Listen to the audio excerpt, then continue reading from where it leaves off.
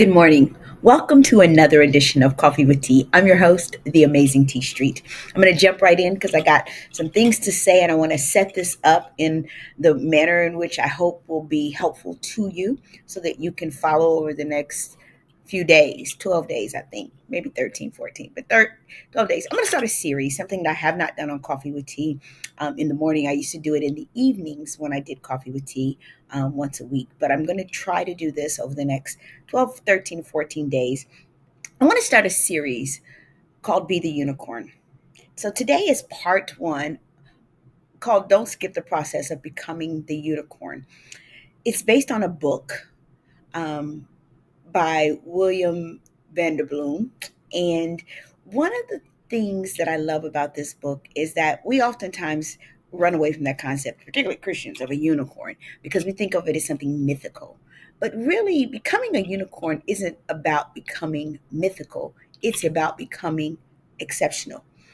Exceptional, whether we're talking about in our walk with God, whether we're talking about in our workplaces, whether we're talking about in our home lives. How do you go from being average to being exceptional? And so he has 12 traits that he says um, accompany the unicorn. What makes people really get to their peak and stay at their peak? What makes you get to your apex and stay there in every area of your life? And he specifically makes it replicable and applicable and relevant to your work life. And I love this concept, but I think it can be applied to any area of our lives. And I really am in my own life trying to make sure that I'm applying it to all of the areas of life where I want to be great. And the first area of my life is in my spiritual life.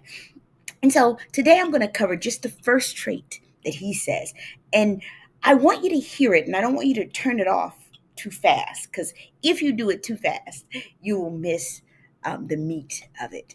The first thing that he says is that the first trait of literally the first trait of becoming a unicorn is the person who is the fast. The fast means you act quickly and decisively, and you don't get stuck over analyzing. I don't know about you, but sometimes we get stuck and we don't move because we're so busy thinking through like where we're stuck. And we get stuck because we're over analyzing every single thing. Should I go left? Should I go right? Should I go left? Should I go right? And so we get stuck. Good morning, Stephanie. We get stuck literally in the places that we shouldn't.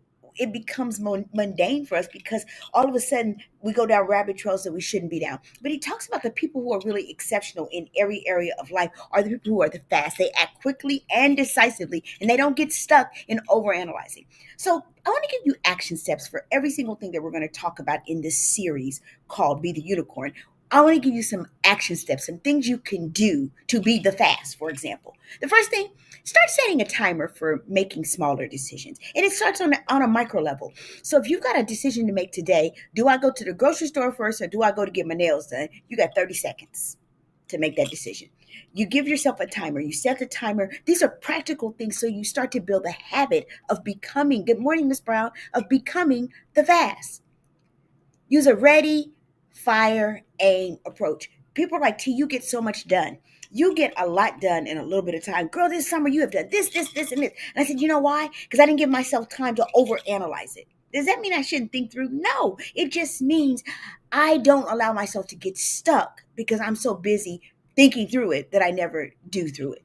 I never do anything because I'm always thinking through it. So I literally set a timer for myself. I use a ready, fire, aim approach. Ready, fire, aim, go. When I decided I was going to do Grandparent University, I wrote the proposal. I started calling people. When they agreed to fund it, I literally found a fiscal agent. I did all of that in a week.